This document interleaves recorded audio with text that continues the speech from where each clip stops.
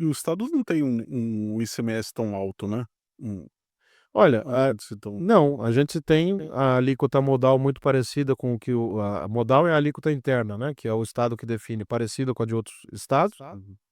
Também a gente enfrenta uma guerra fiscal tremenda, porque no âmbito do ICMS, os estados mais pobres têm alíquotas quando tem comércio interestadual que são maiores, né.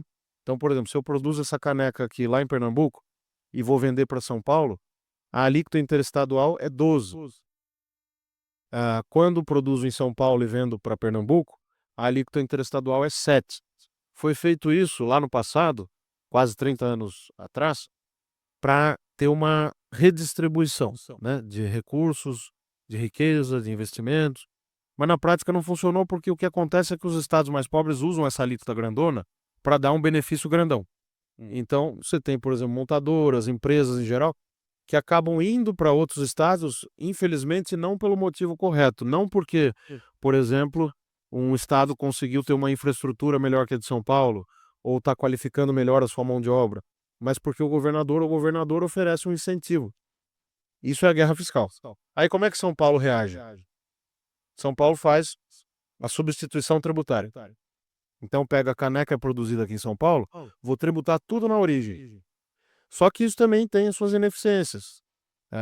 Isso, por exemplo, quando você faz a substituição tributária, eu tributo na saída da fábrica. Só que aí eu tenho que arbitrar qual vai ser a margem de lucro, a margem de agregação de valor.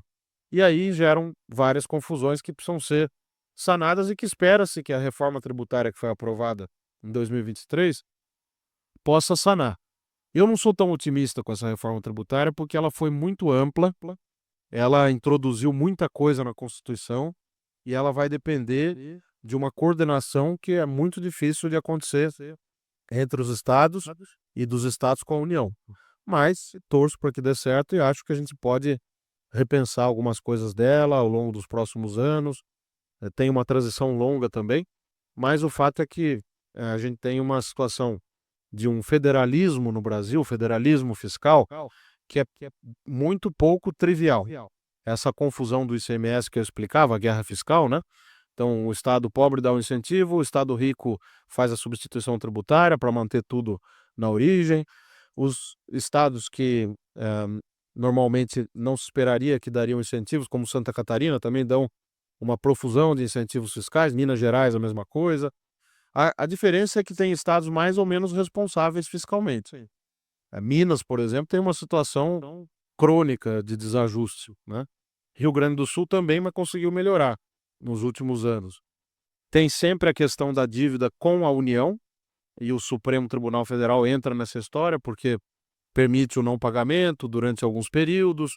Os governos federais também, os governos que ocupam o governo federal durante determinados momentos também apresentam programas de recuperação fiscal, renegociação.